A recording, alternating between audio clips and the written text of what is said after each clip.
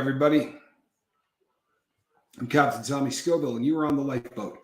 Welcome. Glad you're all here. If you missed me this morning, shame on you.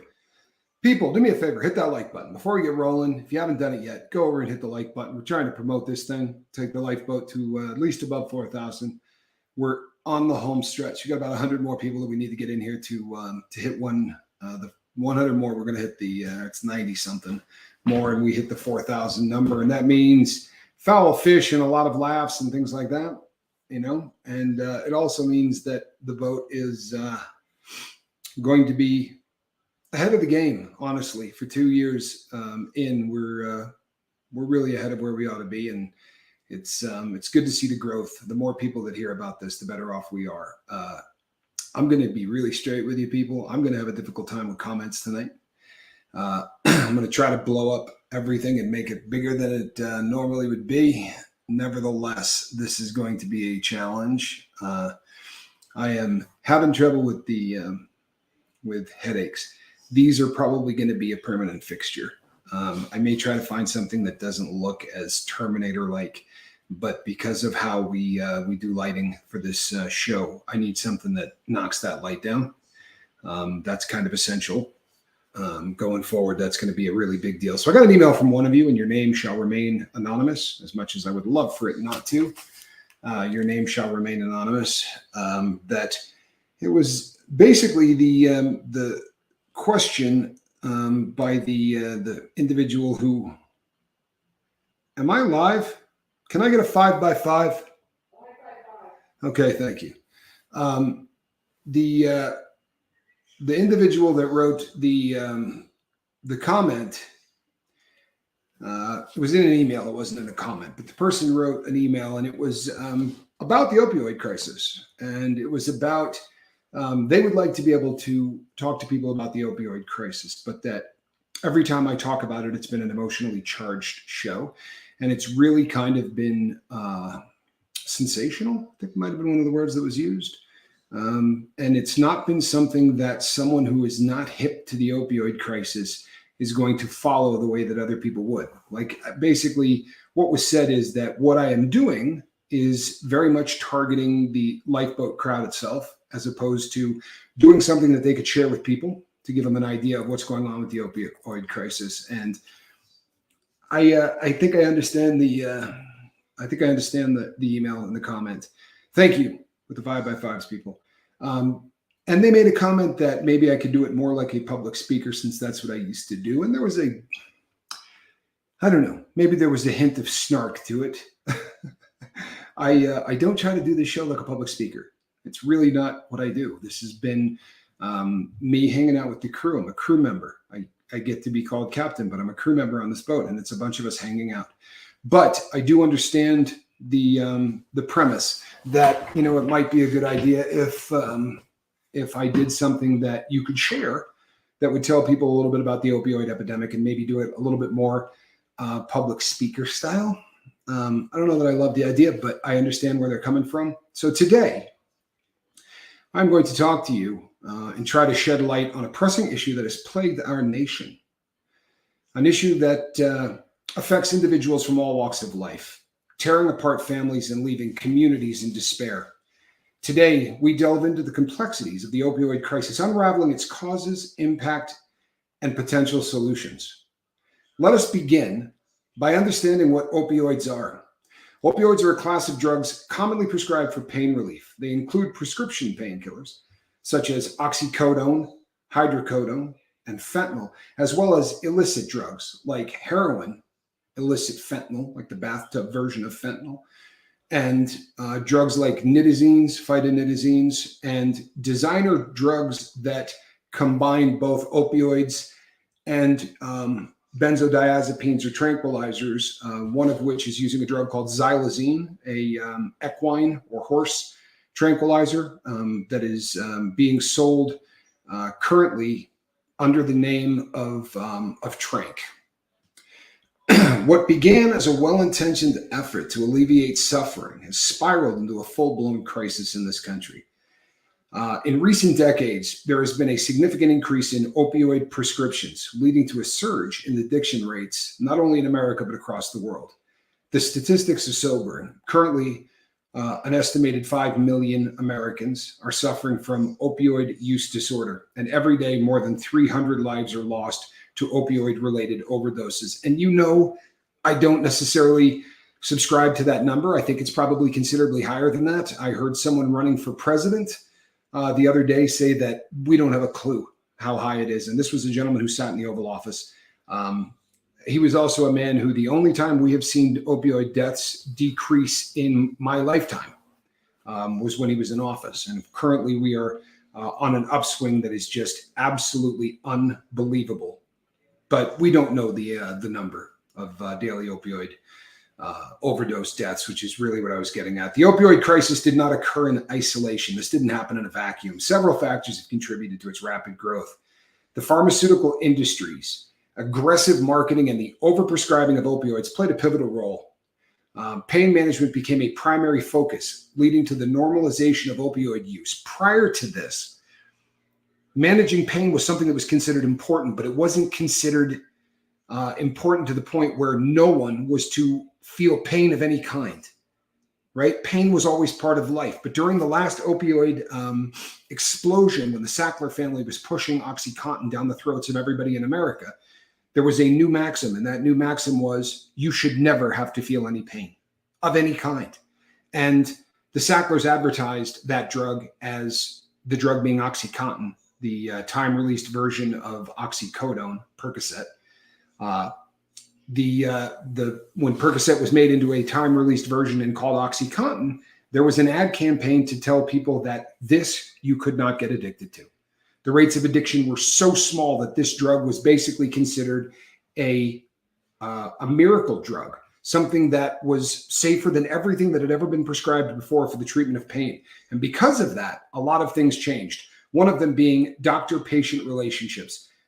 They were really seriously impacted. The rise of pill mills allowed for easy access to prescription opioids. This was really a big deal on the East Coast. This fostered a dangerous cycle of dependency. Socioeconomic factors such as poverty, unemployment, and a limited access to healthcare created a vulnerable population susceptible to addiction. Psychological and emotional factors, including stress, trauma, and mental health disorders, further compounded the issue. We saw this probably the worst in certain states of the U.S. Ohio was crippled. It was hit so bad. And much of Appalachia. In places like West Virginia, there were individuals who were filling buses and vans full of homeless individuals, anybody that they could get an ID for so that they could drive down the East Coast and hit pill mills the entire way down. And then on the entire way back, any pill mill they missed, they would hit again, sometimes getting 5, 6, and 7 prescriptions per person. Since then, a lot has been done with the computer system to ensure that this kind of thing doesn't happen. But that explosion caused the opioid epidemic to reach a level that we had never seen anything like before. And I guarantee you we're never going to see anything like again, at least not from the legal end of it. Sadly, the government did its normal knee-jerk reaction and said, there will be no more writing prescriptions for this stuff the same way you did. And doctors started getting imprisoned for writing opioid prescriptions. If the government determined that what you were doing was too much, you could be prosecuted. Now, admittedly, most of the people that ended up in prison for this deserve to be there. But other doctors, hearing that people were being put in prison for writing prescriptions, simply stopped. And very often you were given 30 to 90 days warning that there will be no more of this drug being handed out. Imagine what that's like if you're giving somebody 12 OxyContin 80s a day and then completely cutting them off within a 30 to 90 day period of time and saying, you're done. No one's kicking that drug in 90 days, not from 12 to nothing. And I can tell you that sitting in this chair because I used to get 12 OxyContin 80s a day from a healthcare provider. On top of that, I was given injectable drugs for breakout pain, where you could just stick it in the fat of your leg or your shoulder or your buttocks. Along with that, I was also given morphine and an eyedropper to take sublingually underneath the tongue. The amount of opiates that they were putting in people's hands were incredible. And then all of us ended up on the street looking for our next prescription in not in a pharmacy, but on a street corner pharmacy from anybody that would sell it. In addition, Societal influences cannot be ignored. Peer pressure and societal norms having changed, and the glamorization of drug use in media have perpetuated a culture where the misuse of opioids has become distressingly common and often a subject to clown about. We've talked about this many times on the Lifeboat, but if you're new here, cartoons such as The Simpsons or Family Guy routinely make jokes. Family Guy in particular, when the main characters of the show end up in the doctor's office, very often he'll say something along the lines of, how many Loratab do I have to write you a prescription for to get you to leave? And and it usually has nothing to do with the previous conversation. And the person being asked, either the husband or wife, usually answers, 36, 70, whatever the case may be. It's a running joke in this country that pain pills are awesome. And, it makes perfect sense that people are addicted to them. Sadly, as the society starts viewing these things as normal, the next generation is in far more trouble than the previous, and we're seeing that happen. The impact of the opioid crisis reaches far beyond statistics. It's a crisis that deeply affects individuals, families, and communities. Allow me to share a couple of stories that exemplify the devastation caused not only by addiction, but by overdose and by the poison that's on the street right now. Last year, there were stories that literally are heart-wrenching. The one in Denver that really got an awful lot of attention was a situation where there were 6 individuals who purchased a little bit of cocaine for, and I do mean a little bit. These people didn't buy an ounce of blow. By all accounts, it was under 3.5 grams, commonly called an 8 ball on the street because of the fact that it is 1/8 of an ounce of cocaine. For 6 individuals, that is not a big bag of cocaine, but they laid out lines, chopped them up, did what they normally do. And these individuals, thinking that they were getting ready to snort a stimulant, grabbed the straw and went to work. The officer that discovered the scene was called there by one individual who survived. The other 5 dropped dead where they did the drug. One obviously had a very high tolerance to opioids and managed to work her way into the living room where she sat down on a sofa and nodded out and was unconscious until she woke up and found the bodies, called 911. There was a baby for that entire time left in another room, a little older than a baby, a toddler, left alone in another room to soil itself and wait for the police. This kind of thing is happening all over the country. The first DEA agent on the scene said that it looked like a switch had been thrown, or somebody had come in and just stolen the souls of the 5 individuals who overdosed. They literally laid wherever the drug finally saturated the receptors. These people dropped where they did the drug. In some cases, they were within a foot or 2 of where they were. The last guy still had the straw in his hand. This is the strength of the stuff that is being put on the street in this country right now. It is absolutely terrifying. One of the other stories that was really got a lot of ink last year was out of a place called Franklin, Wisconsin, where a woman lost 2 boys in a period of less than a year and a half. Both of her sons. She only had 2 children. One died at the age of 24. He died first from eating a pill that was marked Percocet 30, right? It was an M30 pill that he took. He was successful, both of them were, but they were people that experimented or recreationally, air quotes, recreationally used drugs. The 24-year-old died of a drug overdose. And within a year and a half, his older brother, 29 years old, also overdosed and died from the drug. The mother has become a real advocate for what fentanyl can do. And lastly, there was the story that I've shared many times on the boat of a girl in the Midwest who had her wisdom teeth out. And she was getting in a car with some friends to go somewhere and said, you know what, we got to turn around. I didn't bring my medicine and I'm already starting to hurt. And one of her friends in the car said, what did they write you a prescription for? And she said, Percocet. Well, the Percocets they wrote her a prescription for were 5 milligram Percocets with 500 milligrams of acetaminophen, about the smallest dose of that you're going to get written to you by a doctor. But somebody in the car said, I've got Percocet. And he gave her a Perc 30. And she was dead in minutes. By the time they got her to a hospital, all efforts to revive the girl were for naught. Just last week in New York City, 3 successful individuals, none of whom knew each other, all ended up buying cocaine that they traced back to one dealer, and that cocaine was fentanyl. And these three successful individuals, and from three different walks of life, two women and a man, all died in one day from snorting something that they thought had nothing to do with fentanyl. This drug is working its way into the drug scene. Whether you're taking pills, whether you're smoking, snorting, whatever you're doing, there's a really good chance it's being cut with this stuff because of how addicting it is and because of how cheap it is for the dealer. They have a vested interest in putting it in everything. It makes people come back. The addiction mechanism of this drug and the way that it gets you high, you're straight up and you're straight down. So from a drug dealer standpoint, this is a dream. The people need it or they're going to get sick, and they need it about every 4 to 5 hours. So as opposed to some of the older opiates that used to be on the street, like heroin, where somebody might do it once or twice a day, these people have to do it 4 or 5 times a day.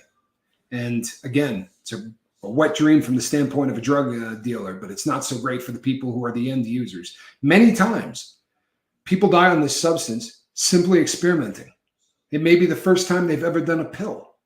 It is so ubiquitous everywhere in America now. There is no place in this country that has not had cases of overdoses, not only on fentanyl, but now on the newer version of the opiate phytonidazines. And we've done shows here on NITS many, many times. It's been over a year now since we did our first show. And at the time, there had been one bust in the U.S., and it was in Utah. Since then, every single state has been touched. Continental United States. To the best of my knowledge, it has not reached Hawaii yet. But 49 of the 50 states have all had overdose deaths from the newer and even stronger version of the opiates. In addition, families are being torn apart as loved ones fall prey to the clutches of addiction. The emotional, physical, and financial toll is literally immeasurable. The strain on healthcare systems, law enforcement, and social services is overwhelming. Communities face increased crime rates, decreased productivity, and the erosion of trust and safety, even within the prison system and the jail system and the and rehabilitation centers. Overdoses, deaths are constant. A lawsuit has just been filed in the state of California by a woman who dropped her youngest daughter off at a rehabilitation center run through Riverside, California, as a private facility. But she dropped her daughter off there, and I saw the interview, and it's heart-wrenching. She said, for the first time, and I don't know how long, I thought, I don't have to worry about her tonight. She's safe. This girl went to her mother. She wasn't, there was no intervention. She went there and said, Mom, I can't do this anymore. I got to get sober. And she brings her in there, and somebody inside the facility obviously had smuggled in some of the M30 counterfeit Percocet pills. And she ate one and died while in a rehabilitation center. This is the reality of this substance, people. It's everywhere, and it is a death sentence waiting to happen. According to the Drug Enforcement Agency, as many as 60% of these pills have a overdose amount of the drug in it. It only takes 2 milligrams of this stuff to kill you. It's astounding that the availability of this, how inexpensive it is, and the fact that there is absolutely no quality control at any level. The people that are making this are not doing it in laboratories, people. They're doing it in garages, right? They're doing it in tents in the middle of the woods. And they're doing it through using pill presses that they buy on Amazon. On Amazon. If you're hearing the sound of my voice, reach out to a politician and do something about this. Is there anything that can be done? Are we too late? That's the question. And the opioid crisis may seem insurmountable, but there is hope.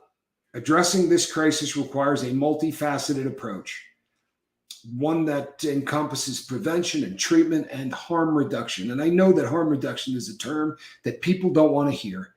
When they hear somebody talk about harm reduction, they think that I'm saying we're going to be buying crack pipes and handing them out to 6th graders. Harm reduction is a logical step in the fighting of this epidemic because there is no other option. Nobody wants to feel like you're tapping out or giving in.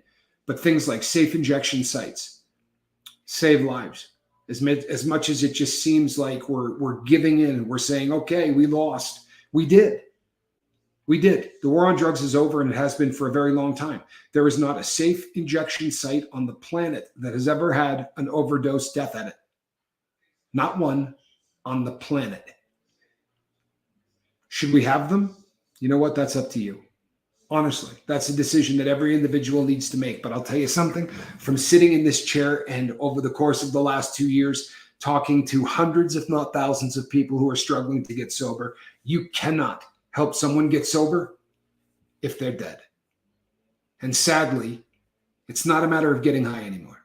It's a matter of fighting for your life, because these substances are being made in a country that hates us, right? The beast from the east. The people that brought you the C+ math epidemic are now bringing you the fentanyl crisis as well. So when you start to think that the people in our country who are dying on the streets and people around the world who are dying on the streets or in their homes, they're being attacked. If that doesn't make you want to do some kind of harm reduction, maybe I question your soul. Just being honest. Something has to be done. There's been a lot of talk about complete decriminalization or even shy of full legalization, decriminalization, so that the drug supply will get safer. The truth of the matter, people, is that since drugs have been discovered, people have been using them and abusing them.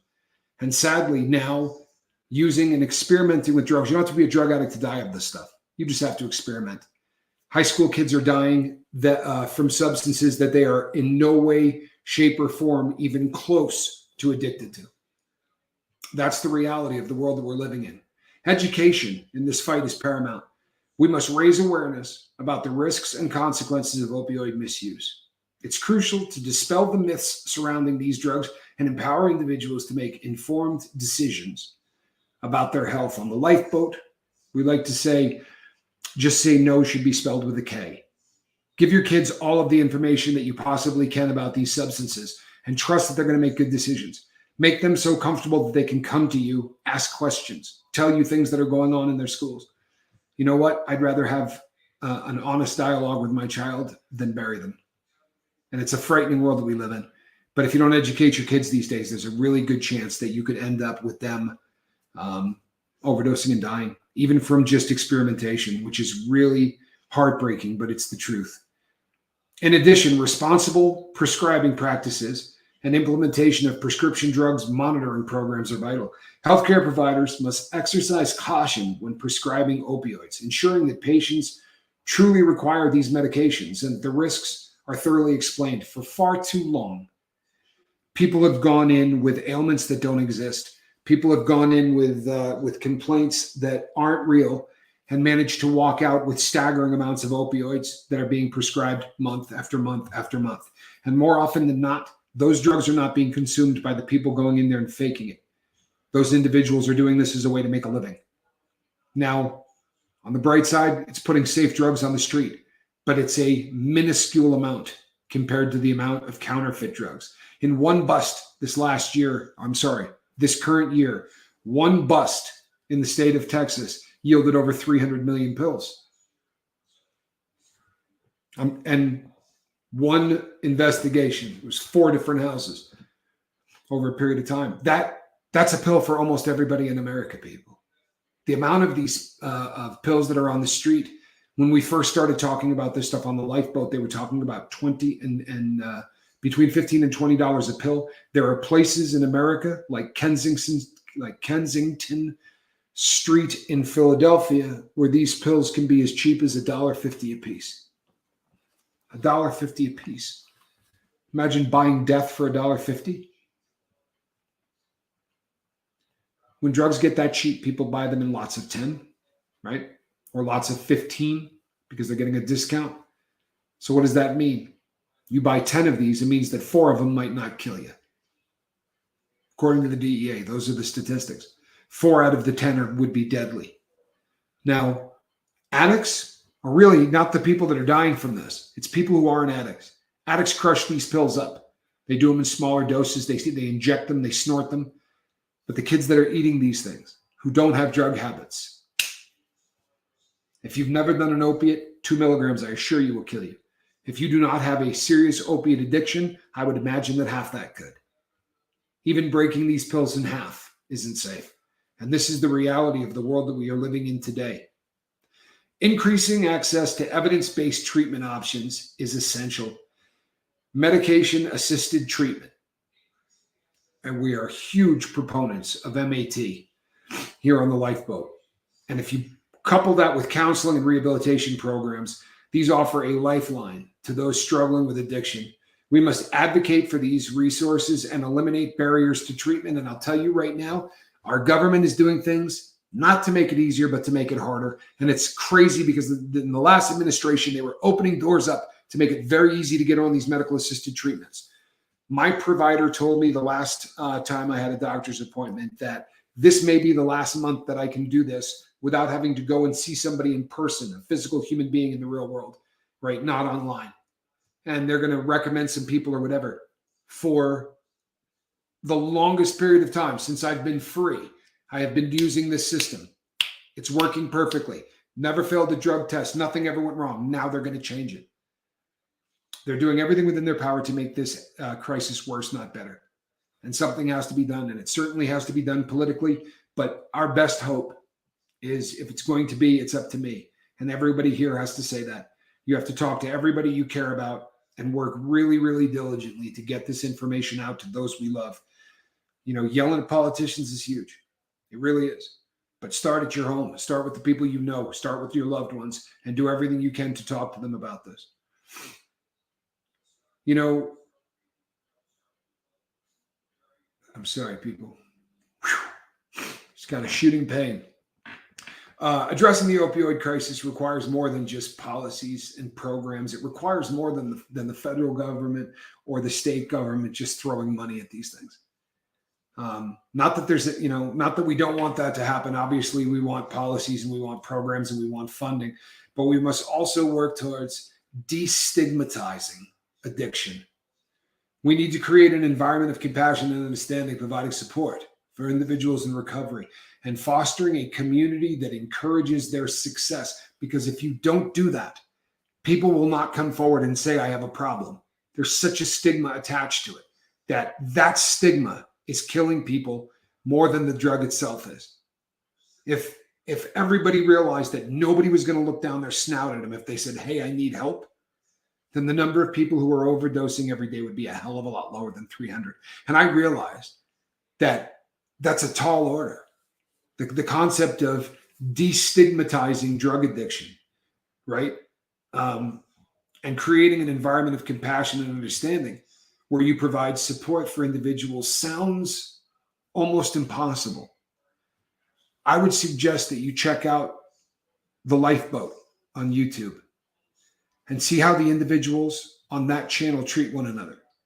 More importantly, watch how they treat people who show up on this channel for the first time.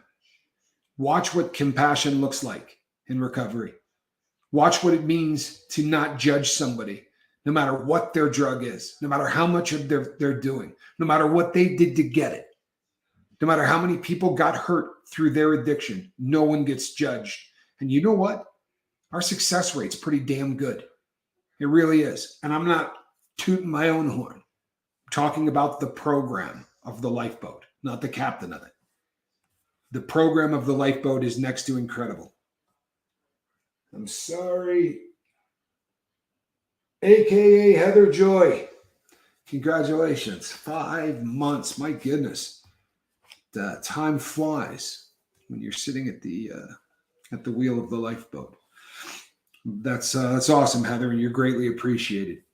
So, you know what? In conclusion, people, the opioid crisis in America and worldwide demands our attention and our action.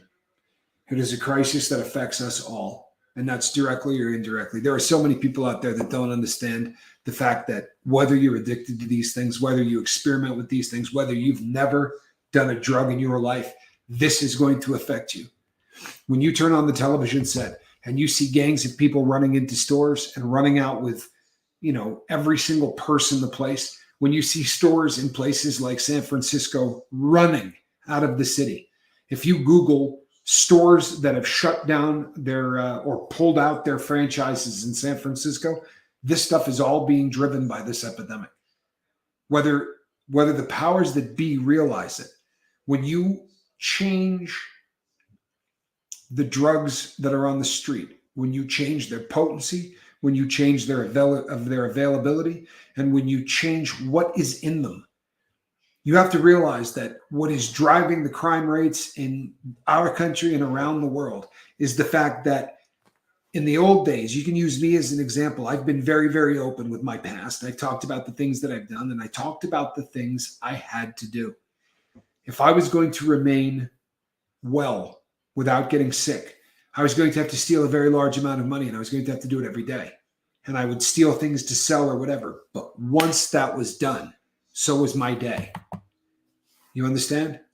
If I were to steal, enough money to go see the dope man, and I would get my issue, right, for that day. Thank you, Heather. I can't read the comment, but thank you. I would go and get drugs, and that would be it for the day. If I were still in the game, 4 hours later, I would have to do that again. And then 4 hours later, I would have to do that again. These people can't even sleep through the night. This is a drug that you're going to wake up halfway through the night needing the next injection or snort or pill or whatever you're doing. And it's making its way into everything. There was, for the longest time, there was sort of almost a debate in the drug world between the people that liked going straight up and the people who liked going down. When I was incarcerated, the people that were very into meth, often called meth heads or tweakers, would call the people who were really into heroin, junkies, whatever. There would be a back and forth. I don't know how the hell you do that stuff, man. It makes no sense at all. I like being up for days. I can't imagine having any fun falling asleep. Where's the fun in that? And there would be that banter, and it's truthfully a thing. But now it doesn't matter what the hell you choose. If you're somebody that's putting meth in a pipe and smoking it, you're probably getting fentanyl. You buy an Adderall, there's a real good chance you're getting fentanyl. 33 different pills have currently been found to have been pressed with fentanyl in them. So I don't care what you're doing. If it's a street drug, it's got fentanyl in it. And I've talked to people before who say, you know what, I've known my guy a long time, meaning the dude that's selling him their dope or selling her the dope. Yeah, I've known him a long time. Yeah? Well, how long has he known his supplier? Because let me tell you something from someone who's been in the life a really long time. People die, people get rolled, people get arrested. The guy you're getting your dope from, he's not going to continue to get his dope from the same person for a long period of time. It doesn't work that way. And even if he does, they bring in a huge batch of dope. It sells out. Then another batch comes in. And for the first time ever, as I've talked about so many times on the lifeboat, you're not talking about the strength of the poppy, right? We always knew that if they didn't cut the dope, this is how strong it was going to be. It could not get any stronger than that. Now, of course, they were going to cut it, right? So maybe it would have been here or here or here, but that's the highest it could get. There's no way to put a cap on how strong an opioid can get. You understand? They can continue to make it twice as strong, 5 times as strong, 100 times as strong. You have to understand that when you hear these clowns on news programs like CNN or Fox or any of those, when these clowns come out and they say fentanyl is 50 times stronger than heroin, BS. How the hell do they know? Every batch could be different. It could be 100 times. It could be 300 times. Opioids, there's no limit to just how jacked you can make it. And there are batches that come out that are going to kill everybody that it touches. Believe that. There have been cases where contact with the drug. Now, granted, this gets played up a lot more than it actually happens. But there have been contact deaths from people who just simply came into contact with powder on a flat surface. Now, that is usually considered not something that happens often with regular fentanyl, but with its stronger cousin, carfentanil. Carfentanil is the same drug, but it's just been made stronger and stronger and stronger and stronger, like I was just talking about. And carfentanil was not, again, designed for human consumption. It was literally made to knock out elephants. But this drug is also making its way into the food chain, so to speak, of illicit drugs worldwide. And if you happen to get a batch of these pills and it happens to have even 3 grains of sand size amount of carfentanil in it, it's the end of the world for you or for whoever takes it. This opioid epidemic, this opioid crisis is probably the worst existential threat that we have ever faced, certainly in the drug world, but maybe in any world, in any time. I promise you, this is affecting us in ways that we won't know for decades. True story. Do you know, for the longest time, people in this world said it's just a matter of time before all of the people having children all over the world are going to end up overpopulating this planet to the point at which we're not going to be able to survive. Scientists are now saying that we're more likely to get taken off of the planet because we're not having enough people to survive. You have to realize that for all of eternity, there has been a generation to take care of the older generation, right? Think about what's happening with people who are no longer giving birth. It is changing the dynamic of everything happening in the world. And birth rates have never been lower. Not in my lifetime, not in your lifetime or anyone else's. This is it. They're diving. And you can track this back. This epidemic is destroying our planet in virtually every single way that it can.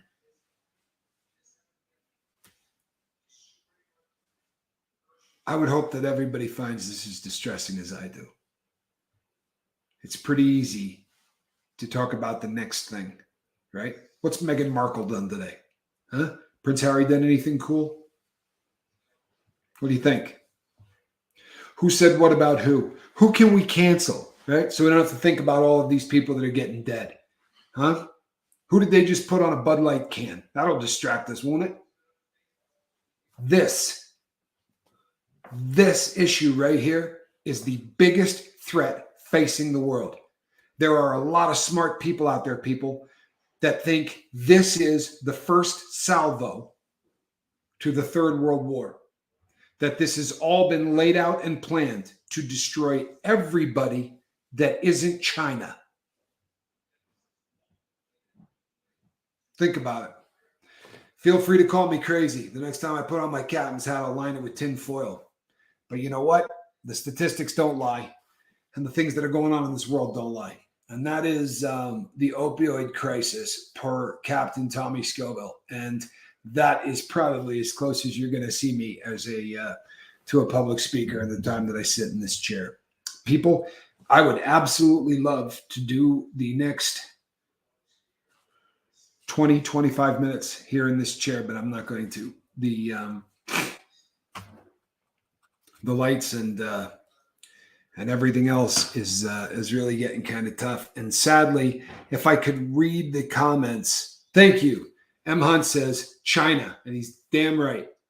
And you know what? Demonetize it. It's China that's trying to kill us. I don't care if you take the, demonetize the video. What do I care?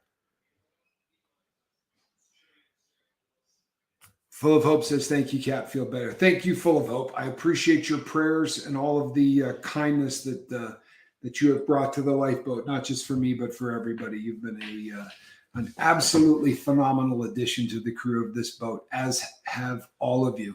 Greg F., man, do I love seeing comments from you in the comment section, because I know that you may be struggling, but you're able to read the comments, and that just warms my heart. It really does. Okay, everybody.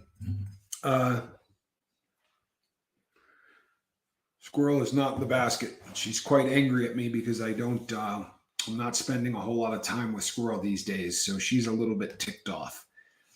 Hopefully everything is going to level out and get back to normal here soon. And I'll be spending all kinds of time with with all of you and with the cat. So, all right, peeps. Appreciate all of you being here. Do me a favor. On the way out the door, could you please hit the like button? And you know what? Seventh Son, Full of Hope, Charlie Murphy. There's a group of you that Virginia's pretty consistently there, but there's a group of you that all of the time leave a comment on virtually every video. I'm not asking everybody to do that. I'm not, but I'm thanking those of you who do. The boat's growing because of the efforts that you people put in. Heather and I put in some effort here, but when you guys put in effort by hitting the like button, doing the thumbs up number, leaving comments, that's an effort that really propels this boat forward. There's only so much that the two of us can do. There's a new intro that's going to be coming out. I think it's absolutely phenomenal, and it was done by my bobbleheaded partner, who is still running and gunning hard for the lifeboat people. He's still a part of the boat. He always will be. But he and I have been talking a lot lately, and Mark's back in a really good headspace as far as I'm concerned. He's really doing great, and he's doing a lot of stuff for the boat. So if you see him on another platform, please shoot out a much love to Mark from everybody on the boat. And the next time you're on Wages World, thank him for everything he does for the lifeboat. Peeps, I really am going to end this now. I'm sorry if I did not say hello to you, or if you left a comment and it was something I should have responded to. Tonight's just not the night. I'll be honest, the majority of the time I've been doing this, my eyes have been shut. So I'm going to try to get some glasses that just knock this light down a little bit better, and we'll go from there. And maybe tomorrow, everything will be back to normal, eh? All right, I'm Captain Tommy Scoville. This is the lifeboat. We'll see you on deck. Bye-bye. Or not if I can't turn it off.